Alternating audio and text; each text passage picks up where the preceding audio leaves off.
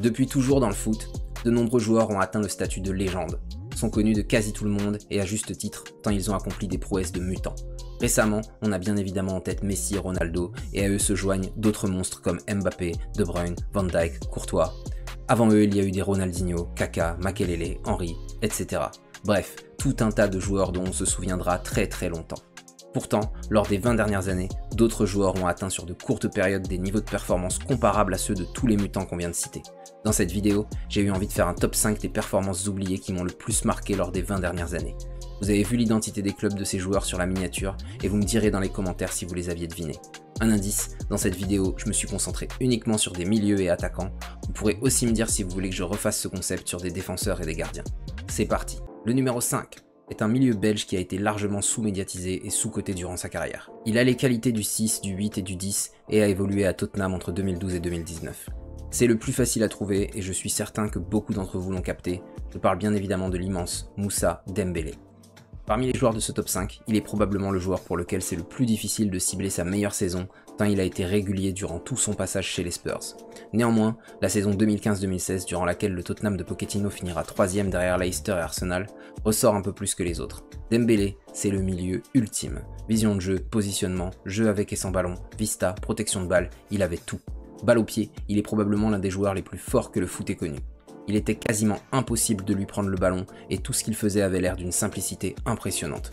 En fait, il donnait l'impression que tous les joueurs adverses étaient des enfants tant il les éliminait sans forcer. Dembélé, c'est pas le gars qui va empiler les buts et les passes D, mais malgré tout, certaines autres stats permettent de comprendre à quel point il était fort. Lors de la saison 2015-2016, Dembélé est un des joueurs qui tente le plus de dribbles par match. Et je dis qu'il les tente, mais ce n'est vraiment pas le bon verbe, parce qu'il ne les tente pas, il les réussit quasiment tous. 92% de dribbles réussis. Si vous ne réalisez pas à quel point cette stat est folle, prenons un dribbleur plutôt pas mal en ce moment, pas trop connu, genre Lamine Yamal. Bon, bah Yamal, c'est 50% de dribbles réussis en Liga l'an passé. Dembélé, 92. Vous en voulez un autre? Jérémy Doku, par exemple connu pour être le meilleur dribbleur de PL. 53% de dribbles réussis l'an passé. Non, vraiment, Dembélé, c'était n'importe quoi. Il n'est que 5ème de mon top parce qu'heureusement ça commence à faire quelques années que beaucoup de personnes très connues et respectées du monde du foot sont dithyrambiques à son propos. Petit florilège. C'est un génie du football, je le mets aux côtés des Maradona, Ronaldinho et Okocha, Mauricio Pochettino. À l'entraînement, je le déteste. Il est tellement frustrant, je n'arrive jamais à lui prendre le ballon. La balle est comme de la colle, elle ne bouge pas de ses pieds. Kyle Walker. Pour moi, en 5 contre 5, il est le meilleur joueur du monde. Kevin De Bruyne. Le meilleur joueur que j'ai affronté derrière Messi. Jack Wilshere.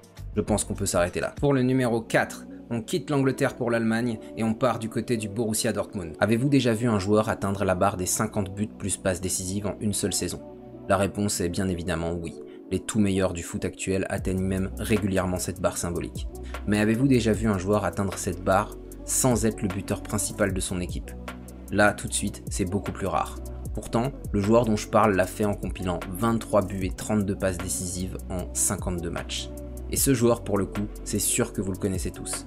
Dernier indice, il a joué la finale de Ligue des Champions l'an passé. Vous l'avez? Je parle bien entendu du couteau suisse Mkhitaryan, qui aura occupé avec efficacité l'entièreté des postes allant de milieu défensif à buteur au cours de sa carrière.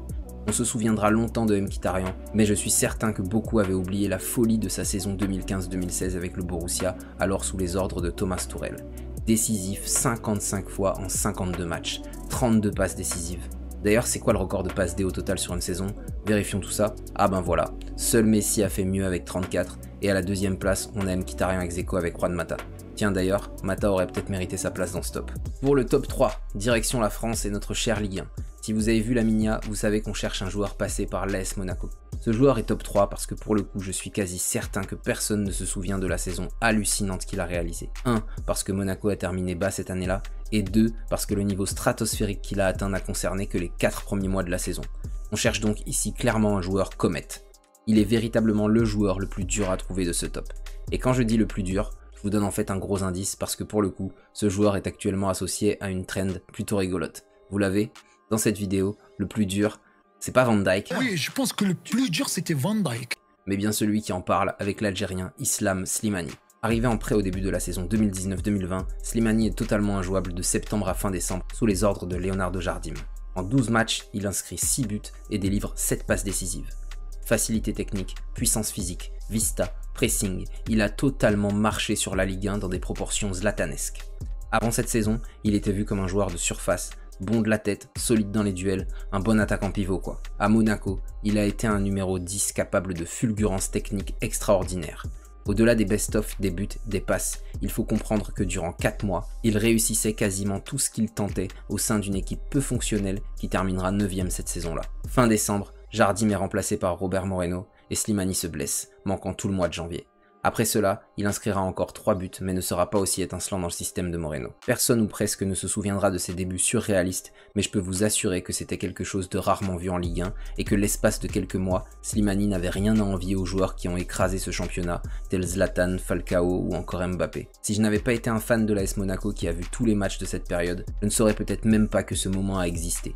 Vous allez sûrement penser que je ne suis pas objectif en tant que supporter et vous aurez peut-être un peu raison, mais je peux vous assurer que l'impression qu'il m'a fait à ce moment-là n'a aucun équivalent si ce n'est le passage de Kylian Mbappé dans mon club. Numéro 2, et on va à nouveau repartir en Bundesliga mais cette fois du côté de Wolfsburg. On retourne en 2008-2009 et pour le coup, je peux vous assurer que c'est la seule fois de ma vie où j'ai regardé en entier des matchs de Bundesliga régulièrement.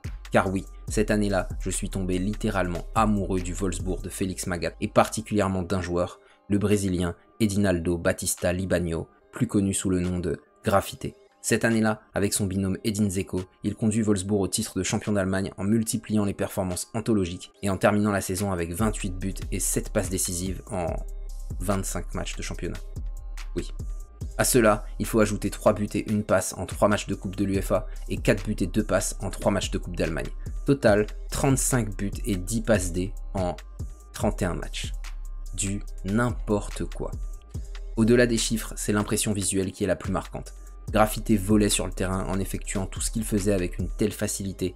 En témoigne ce but légendaire inscrit face au Bayern lors d'une victoire 5-1 qui ne quittera jamais ma mémoire. Un des meilleurs moments foot que j'ai vécu en direct. Alors rien que pour ça, merci Graffité. Cette saison prime marquera ensuite le déclin progressif du joueur qui avait déjà 29 ans à ce moment-là, mais cela suffit amplement pour moi pour l'inscrire durablement dans la légende du football allemand. Pour le numéro 1 de mon top, je ne suis vraiment pas sûr de trouver les bons mots tant ce joueur m'a fait écarquiller les yeux. Le joueur dont je parle jouait en Serie A et a ébloui le monde du foot durant facilement 3 saisons, et tout particulièrement lors de la saison 2019-2020 durant laquelle il a atteint son prime.